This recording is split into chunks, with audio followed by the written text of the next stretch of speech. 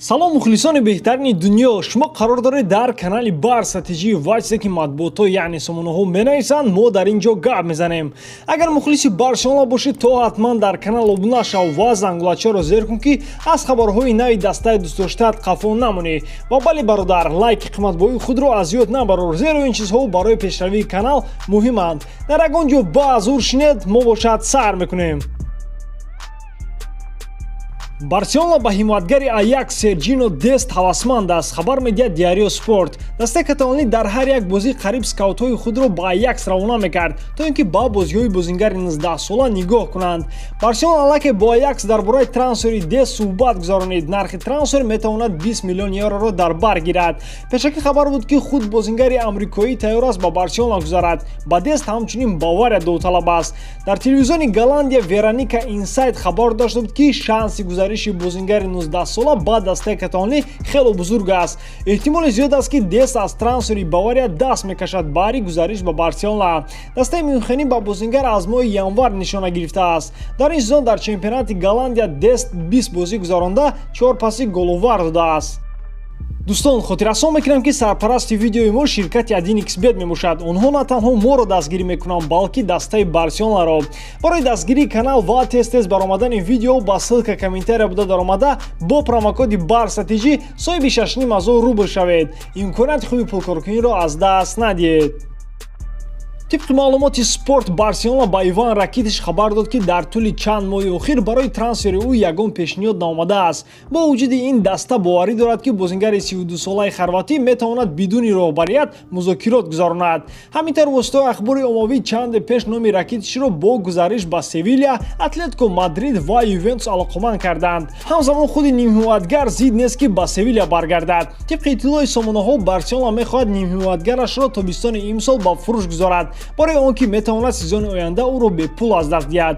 бо вуҷуди ин Ракитич новобаста аз овозаҳои сомонаҳо мехоҳад то охир шартномаашро дар даста ба анҷом расонад. дар ин бора чӣ фикр дорем бародарон? оё Ракитич метавонад як сезони дигар ба клуб ёрӣ расонад? ҳатман фикри худро дар комментария нависед. мо бошад давом медиҳем.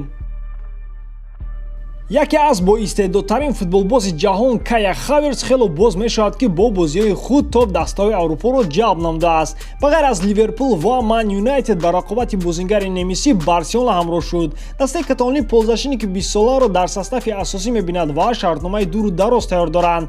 дар Байер мефаҳманд ки ин хел бозингарро дар даста нигоҳ доштан хело мушкил аст. нигоҳ карда ба оне ки шартномаи ӯ бо даста то соли 2022 мебошад, фурӯхтани ӯ ин тобистон ҳатмӣ аст. Кая 81 миллион евро арзиш дорад, лекин Байер ӯро на кам аз 100 миллион евро медиҳад ва ин чиз мушкилии асосӣ мебошад, барои он ки Барса айни ҳол дар он ҳолате нест ки барои як бозингар ин қадар маблағ пардохт кунад.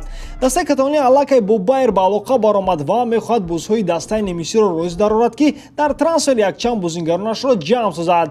ба хабари сомонаҳои испанӣ, Барса нақша дорад ки Эмерсон ва Аленияро диҳад ки онҳо айни ҳол дар Бетис ҳамчун иҷора қарор доранд ва ҳамчунин як бозингари дигарро аз состафи асосӣ. айни ҳол маълум нест ки дар бораи кӣ сухан меравад, аммо дар матбуотҳо номи Дембеле гирифта мешавад.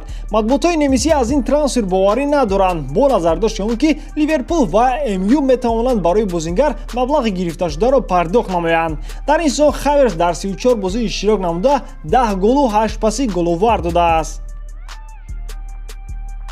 агент Кия Журабчян ки манфиатҳои нимҳимоятгари Бавария Филиппи Каутиноро намояндагӣ мекунад, дар бораи ояндаи муштарии худ сухан гуфт.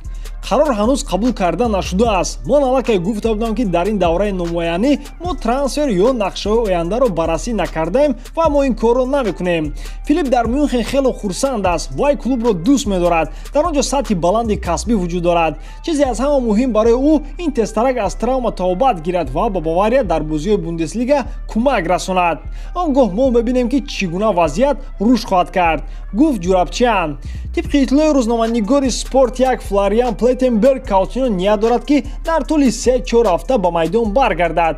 ҳам барои ӯ ва ҳам барои Бавария иҷораи дуввум дар тобистон интихоби хубе нест. бозингари бразилӣ метавонад вазъеро тасаввур кунад ки ӯ дар Бавария хоҳад монд. ҳамааш аз маблағе вобаста мешавад ки Барселона чӣ қадар барои бозингараш талаб хоҳад кард. сармураббии Бавария Ханс Дитер Флик бо бозингари бразилӣ хело хуб муомила мекунад.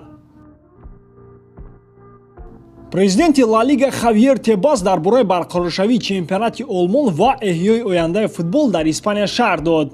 Ман хело шодам ва онҳоро табрик кардам, зеро онҳо қадами муҳим гузоштанд. Мо дар тӯли моҳҳои охир дар ин самт бисёр кор кардем, протоколҳо, ғояҳо додем, дар як ҳафта як ё ду бор суҳбат мекардем. Ман аз Бундеслига хело ифтихор мекунам. Ин кори осон набуд. Онҳо аввалин буданд, ки футболро баргардонданд ва ба намунаи пайравӣ карданд. Мо кӯшиш мекунем, ки ла лига аз 12 июн оғоз карда шавад, аммо мақомоти тандурустӣ бояд санаи расман тасдиқшудаи моро, ки бояд кай оғоз намоем, эълон кунад. Футбол ҳар рӯз хоҳад буд. ҳадди аққал ман ба он боварӣ ҳосил мекунам. Зеро мо дар даври 11 даври бозие, ки дар он бозӣ гузоштаем, набояд душворӣ дошта бошем. Ман умедворам, ки Федератсияи футболи Испания оқилона аст, зеро барои мо ҳадди аққал тавонистанд ба пахшкунандагон ва мухлисони миллӣ ва ҷаҳонии футбол ла лигаро баргардонанд, гуфт Тебас дар мусоҳиба бо Масиватр плюс. чӣ қадр ки сомонаи испанӣ хабар медиҳад, Ювентус аз Барселона пешниҳоди расмӣ гирифт барои деликт. Барселона бори дигар мехост бо бозингари бо истеъдоди голландӣ шартнома бандад, то ин ки ӯро бо Де Йонг пайваст кунад. Аммо дастаи туринӣ намехоҳад бо ҳимоятгари худ ҷудо шавад. Ҳамин тавр дастаи каталонӣ бори дигар натавонист бо Матеус Деликт шартнома бандад. нигоҳ накарда ба якум сезони на он қадар хуб дар состави туринӣ, бозҳои Юве умедворанд, ки ҳоло Матеус мутобиқ мешавад ва бозиҳои беҳтарини ӯ дар оянда хоҳад гузашт.